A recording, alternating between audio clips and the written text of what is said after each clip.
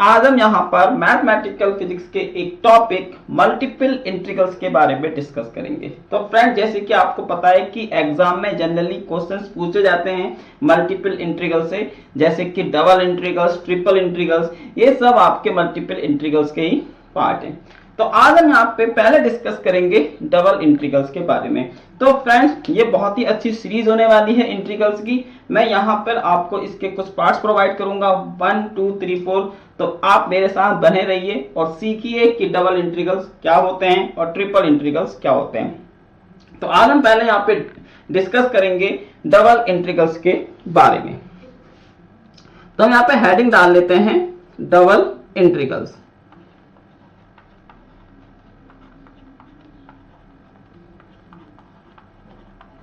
Double integration.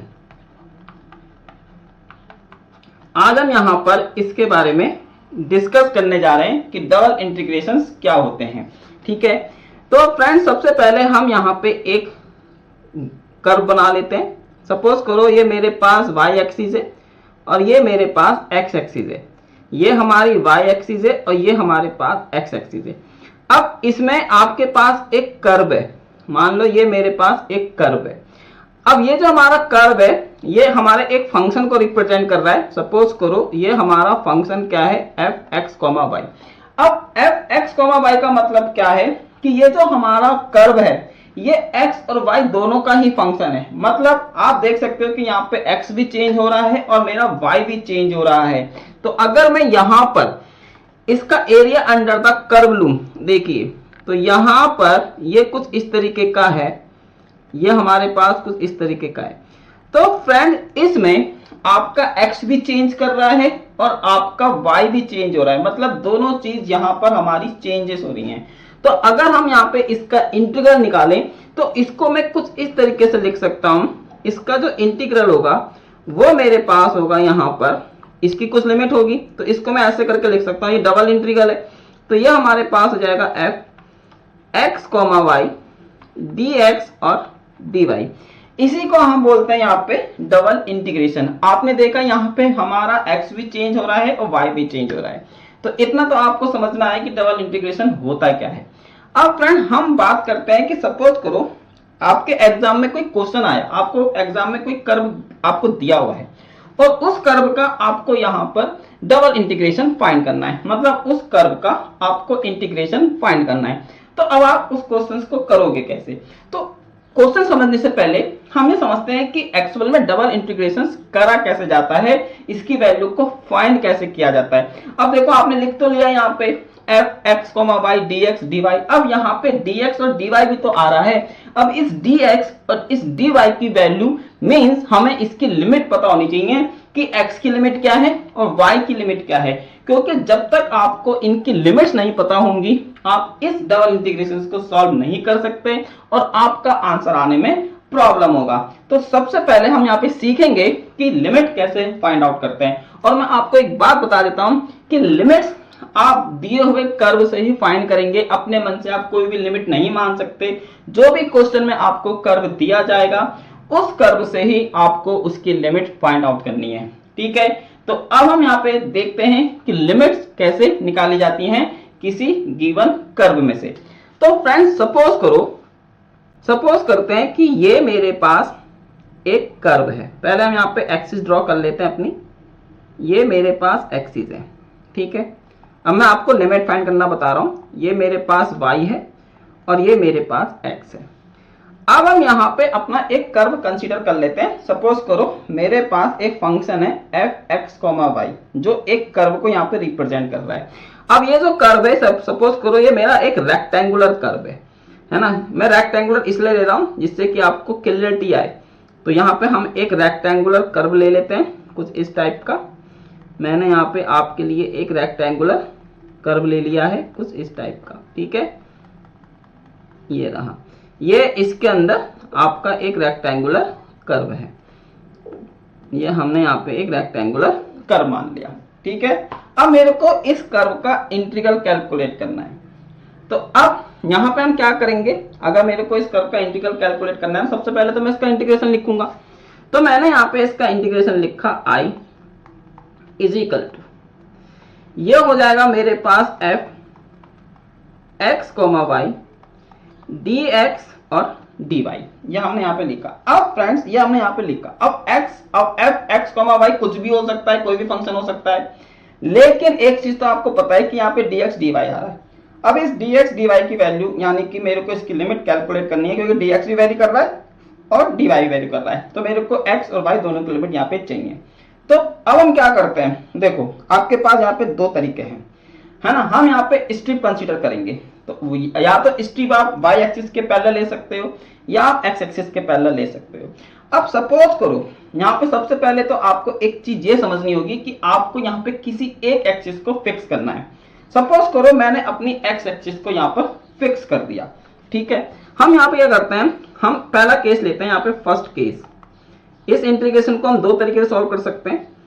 तो जो हमारा फर्स्ट केस होगा उसमें मैं मान लेता हूं कि मैंने अपनी एक्स एक्सिस को यहाँ पे फिक्स कर दिया, मैंने एक्स एक्सिस को यहाँ पे फिक्स कर दिया।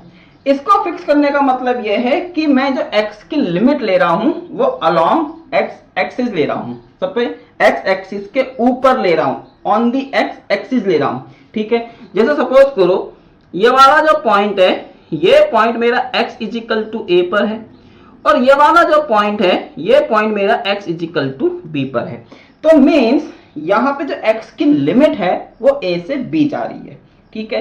तो यहाँ पे जो x की लिमिट आई है तो यहाँ पे लिखेंगे limit of x axis, limit of x axis वो क्या है a टू b, क्योंकि अलोंग द x एक्सिस या ऑन द x एक्सिस हम बात कर रहे हैं, ठीक है।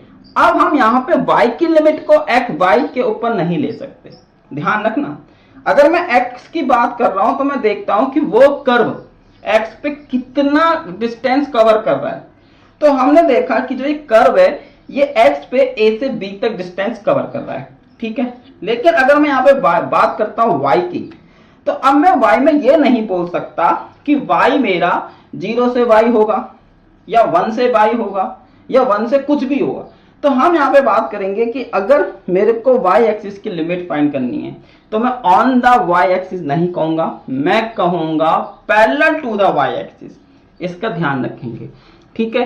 तो अगर मेरे को y एक्सिस की लिमिट फाइंड करनी है यानी कि limit of y axis, limit of y, अगर मेरे को y की लिमिट निकालनी है तो इसका मतलब है parallel to the y axis, parallel to the y axis.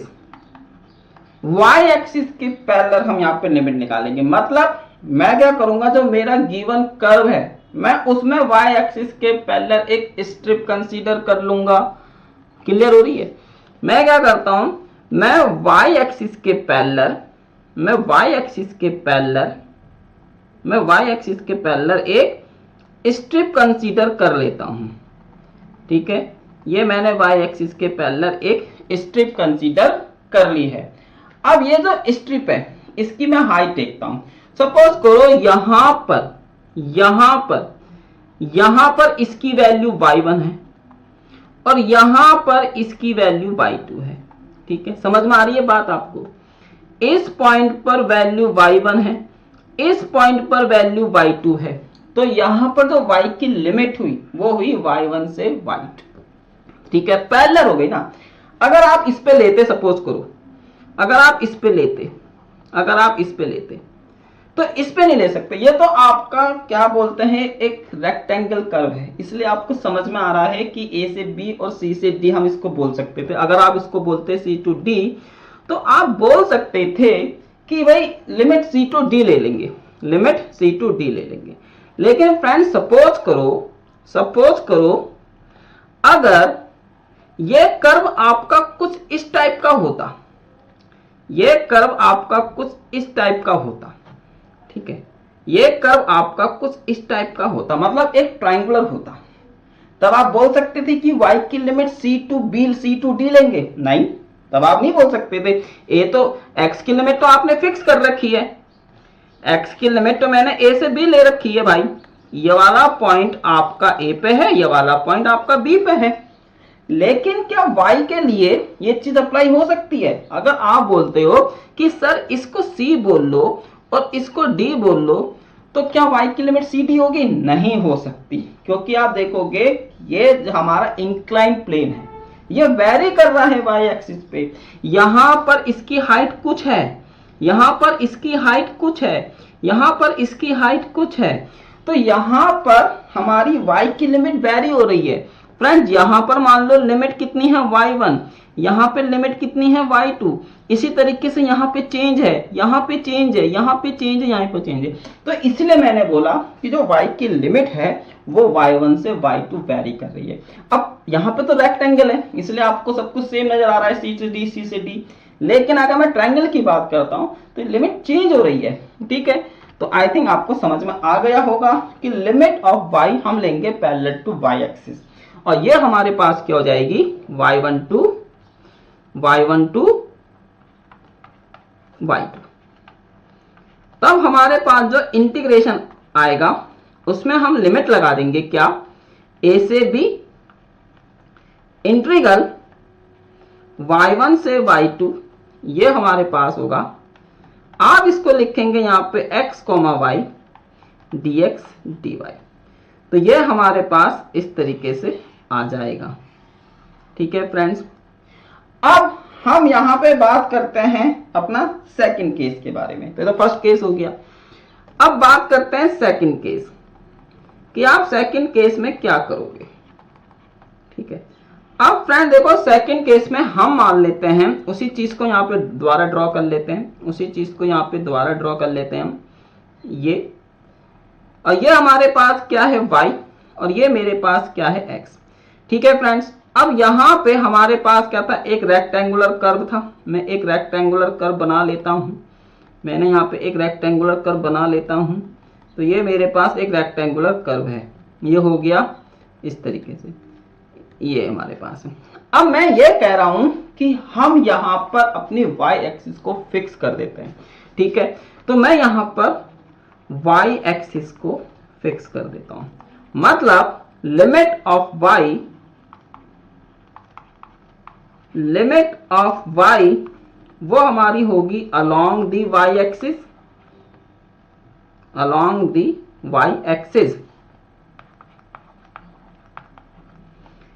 इसका मतलब है कि ये हमारे पास c है, ये मेरे पास d है, तो y एक्सिस की जो लिमिट होगी वो होगी c टू d, ये हमारे पास है। अब हम यहाँ पे बात करेंगे किसकी, x एक्सिस की लिमिट के बारे में। तो यहाँ पे लिखते हैं लिमिट ऑफ x एक्सिस। तो देखो यार लिमिट ऑफ x एक्सिस का मतलब है पैरेलल टू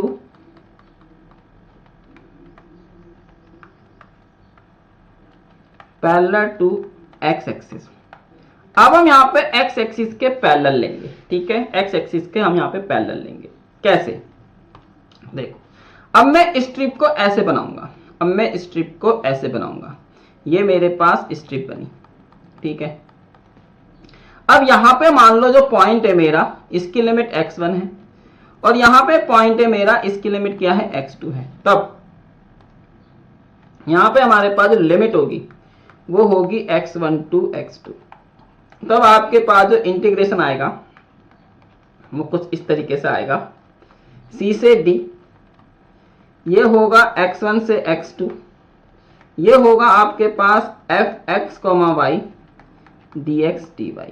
इसको सॉल्व करने का तरीका भी बताएंगे, अभी तो फिलहाल मैं आपको बता रहा हूं कि इसको लिखना कैसे है, ठीक है। ये हम इसको इस तरीके से लिख सकते हैं, मतलब अगर आप ऐसे भी लिखते हो और अगर आप ऐसे भी लिखते हो, आंसर आपका सेम आएगा, आंसर में कोई चेंज नहीं आएगा, ठीक है। क्योंकि अगर आप किसी कर्व का इंटीग्रल निकालते हो तो वो तो सेम ही आएगा ना, तो वही चीज है। तो इस तरीके से हम यहाँ पे डबल इंटीग्रेशन सॉल्व करेंगे।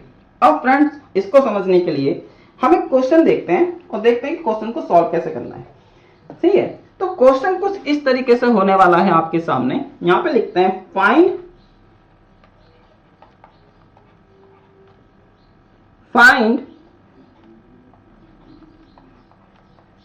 xy dx dy over the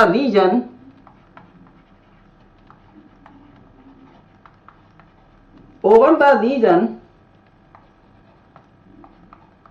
in the positive quadrant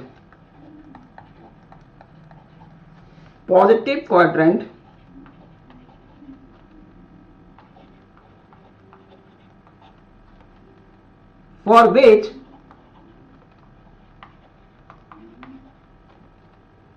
x plus y is equal to 1। अब फ्रेंड्स मेरे को यहां पर इस इंटीग्रल की वैल्यू को कैलकुलेट करना है। ये जो मेरे को इंटीग्रल दिया गया है, मेरे को इसकी वैल्यू को कैलकुलेट करना है। बहुत ही सिंपल है, बहुत ही सिंपल। और यहां पे एक लाइन आपको दी गई है x plus y is equal to 1।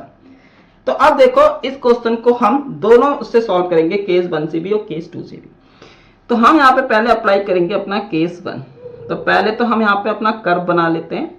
Positive quadrant बनाना है इनको। ये हमारा फर्स्ट क्वाड्रेंट को हम पॉजिटिव क्वाड्रेंट बोलते हैं। ये हो जाएगा इस तरीके से। अब हम यहाँ पे x plus y is equal to 1 draw करेंगे। तो आपको पता है ये हमारा x plus y is equal to 1 है। दिस इज, ये हमारे पास क्या है, x plus y is equal to 1। ये हो गया आपका 0, ये आपका 0 है। अगर मैं इसके कोऑर्डिनेट लिखता हूं तो 1, 0 और ये मेरे पास होंगे क्या, 0, 1। अब ये है।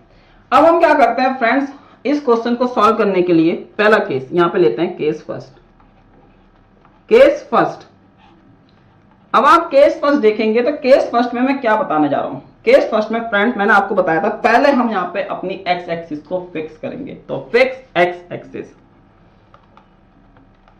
हमने यहाँ पे अपनी एक्स एक्सिस को फिक्स कर लिया। अब अगर मैं अपनी एक्स एक्सिस को फिक्स कर देता हूं तो मेरी जो एक्स की लिमिट होगी, limit of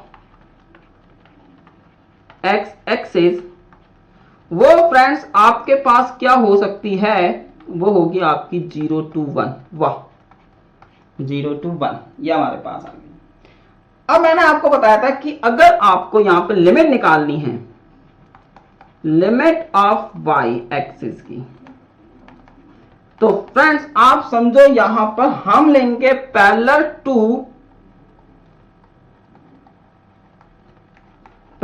to Y axis. इस चीज का ध्यान रखेंगे।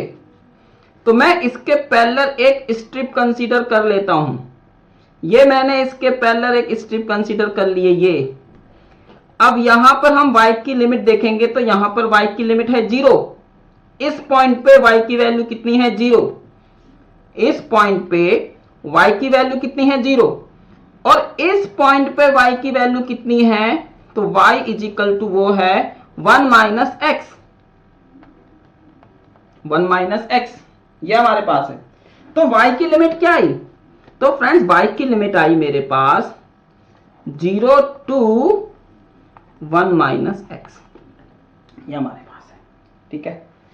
अब हम यहां पे इसको ऐसे करके लगाएंगे कि अगर मेरे को इस इंटीग्रेशन की वैल्यू निकालनी है तो इसको मैं ऐसे लिख सकता हूं, 0 से 1 ये हो जाएगा x dx, और फ्रेंड्स ये हो जाएगा 0 से 1 माइनस वाई, ये y की लिमिट है, ये हो जाएगा y dx, y dy।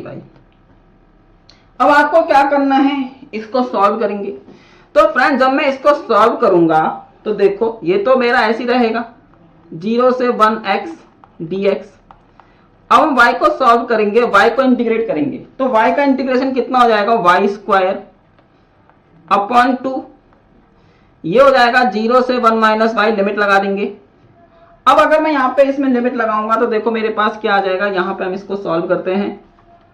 यहाँ पर मैं इसको सॉल्व करता हूं तो ये हो जाएगा 0 से 1 x dx, ये हमारे पास है। 1/2 बाहर आ जाएगा, 1/2 बाहर आ जाएगा। यहां पर इसको लगाएंगे तो ये आ जाएगा मेरे पास 1 माइनस वाई का होल स्क्वायर।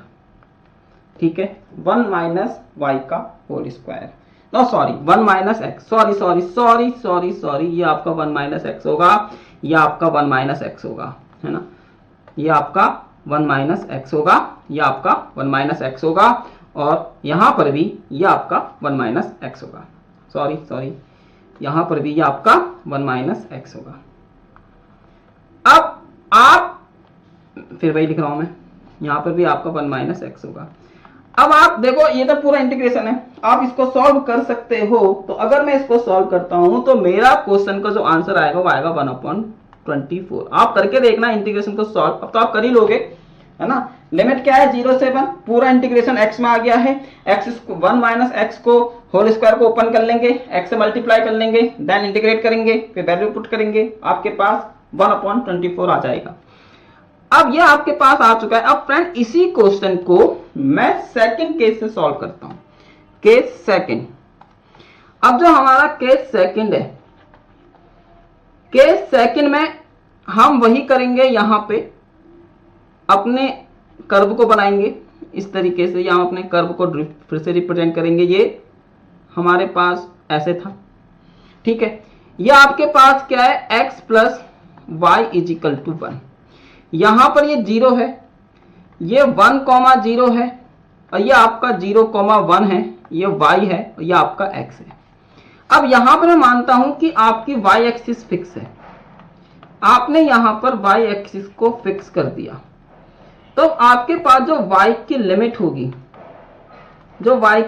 होगी, वो होगी आपके पास 0 to 1, क्योंकि अब आप यहां पे आ गए हो, तो ये आपके y की लिमिट है 0 to 1। अब आपकी x एक्सिस कैसी होगी, अगर आपको यहां पे लिमिट निकालनी है, लिमिट ऑफ x एक्सिस की, तो हम क्या करेंगे, इसका मतलब है पैरेलल टू x एक्सिस। तो x एक्सिस के पैरेलल मतलब मैं ऐसे करके बनाऊंगा, ये x एक्सिस के पैरेलल हो जाएगा। मैंने इसको x एक्सिस के पैरेलल बना लिया है, तो यहां पर x इज इक्वल टू 0 है इस पॉइंट पर, लेकिन इस पॉइंट पर क्या होगा, इस पॉइंट पर होगा x is equal to 1 minus y. तो यहां पे जो लिमिट आई वो आई 0 to 1 माइनस वाई। तब आपका जो इंटीग्रेशन हो जाएगा वो हो जाएगा आपके पास, जो इसका इंटीग्रेशन अगर मैं सॉल्व करता हूं तो यहां पर मैं लिखूंगा 0 से 1 माइनस वाई, और ये हमारे पास हो जाएगा x, ये हो जाएगा आपका dx, और यहां पे हम लिखेंगे क्या, 0 to 1, ये हो जाएगा y, और ये हो जाएगा आपका dy। ठीक है, अब आप इसको मैं सॉल्व करके दिखा देता हूं, अगर आपको बिलीव नहीं हो रहा हो, सेम आएगा। देख लो, ये तो मेरा ऐसे ही रहने वाला है, 0 से 1 माइनस वाई एक्स dx। ठीक है, ये हमारा ऐसे ही यहाँ पे रहने वाला है। तो y की लिमिट हमारे पास ये थी। अब यहाँ पर हम इस चीज को सॉल्व करेंगे, तो देखेंगे कि हमारे पास इसको सॉल्व करके ये होगा कैसे। ठीक है फ्रेंड्स, तो सबसे पहले हम यहाँ पर, और इस क्वेश्चन को सॉल्व करने का जो तरीका होता है मैं आपको बताऊं। इस क्वेश्चन को जो आप पहले सॉल्व करोगे, तो फ्रेंड्स पहले हम इसको x के रिस्पेक्ट में सॉल्व करेंगे, क्योंकि यहाँ पर आपके पास जो y की लिमिट है वो कैसी है, कांस्टेंट है। तो पहले हम यहाँ पे इसको x के रिस्पेक्ट में सॉल्व करेंगे, और देन इसको हम यहाँ पे y के रिस्पेक्ट में सॉल्व करेंगे। ठीक है, तो पहले हम इस वाले पार्ट को सॉल्व करते हैं। तो जब मैं इस वाले पार्ट को सॉल्व करता हूं तो ये मेरे पास आ जाएगा x²/2, और ये हो जाएगा आपका 0 से 1 माइनस वाई, और यहाँ पे जो इंटीग्रल है वो क्या है, 0 से 1, क्योंकि y आपका ऐसे ही रहेगा, dy, और ये हो जाएगा आपका dx, सॉरी ये हो जाएगा आपका कितना, dx, हाँ dx नहीं dy, ये हमारे पास आपका dy आएगा। ठीक है, अब यहाँ पे आप इसको लिखेंगे 0 से 1, ये हो जाएगा y, और 1/2 बाहर आ जाएगा, ये हो जाएगा फ्रेंड्स आपके पास 1 माइनस वाई का स्क्वायर, और ये हो जाएगा आपके पास dy। अब आप इसको सॉल्व करेंगे तो आपके पास कितना आ जाएगा, 1/24। तो फ्रेंड आपने देखा, दोनों तरीके से हमारा आंसर सेम आया, चाहे आप स्ट्रिप को y एक्सिस के पैरेलल लो, चाहे आप स्ट्रिप को x एक्सिस के पैरेलल लो, दोनों केसेस में आंसर हमारा सेम ही आएगा। तो ये था हमारे पास। तो एक चीज आपने यहाँ पे ध्यान रखनी है कि जो भी आपको कर्व दिया जाएगा उस कर्व से ही हमको लिमिट फाइंड आउट करनी है। ठीक है फ्रेंड्स, तो आई थिंक आपको ये डबल इंटीग्रल समझ में आ गया होगा कि हम डबल इंटीग्रल को कैसे कैलकुलेट करते हैं। अगर फ्रेंड्स आपने एक एक्सिस को फिक्स कर दिया है तो उसके क्रॉसपॉन्डिंग आप लिमिट फाइंड आउट कर सकते हैं, और दूसरे एक्सिस में आपको क्या करना है, उसके पैरेलल स्ट्रिप माननी है, और उसके पैरेलल जो आप स्ट्रिप मानोगे फिर आपको उसमें देखना है कि उसकी लोअर पार्ट क्या है और उसका अपर पार्ट क्या है, मतलब वो कितने रीजन में आपको वेरी कर रहा है। ठीक है, तो ये था फ्रेंड्स तो आज का, और हमने यहाँ पे इसको एक क्वेश्चन की हेल्प से भी समझ लिया है। आई थिंक आपको ये समझ में आया होगा। तो फ्रेंड्स ये आज आपका पार्ट नंबर 1 था। मैं इसके 2-3 पार्ट और लेके आऊँगा और आपको अच्छे से बताऊँगा कि डबल इंटीग्रल होता कैसा है और ट्रिपल इंटीग्रल होता कैसे है। क्योंकि देखो मैथमेटिकल फिजिक्स में इंटीग्रेशन का बहुत ज़्यादा यूज़ है, बहुत ज़्यादा यूज़ है। आपकी पूरी की पूरी इलेक्ट्रोडायनेमिक्स इंटीग्रल पे ही डिपेंड करती है। आप चाहे उसमें स्टोक्स थ्योरम देख लो, डाइवर्जेंस थ्योरम देख लो, आपने वहाँ पे सरफेस इंटीग्रल निकाला होगा, मतलब इलेक्ट्रिक फील्ड हो गया, एम्पीयर्स लॉ हो गया, गॉस लॉ हो गए, यहाँ पे जो भी चीज़ है इलेक्ट्रोडायनेमिक्स में पूरी की पूरी इंटीग्रेशन है। ठीक है, तो बहुत ज़्यादा इसका यूज़ होता है, इसलिए हम इसको इग्नोर नहीं कर सकते। तो फ्रेंड्स आई थिंक आपको ये समझ में आ गया होगा। अगर आपको ये लेसन समझ में आया हो तो लाइक करना, चैनल को भी सब्सक्राइब कर लो और अपने फ्रेंड्स के साथ इस वीडियो को शेयर कर दो। तो फ्रेंड्स मिलते हैं आपसे अपने नेक्स्ट वीडियो में, तब तक के लिए thank you, keep learning and bye bye.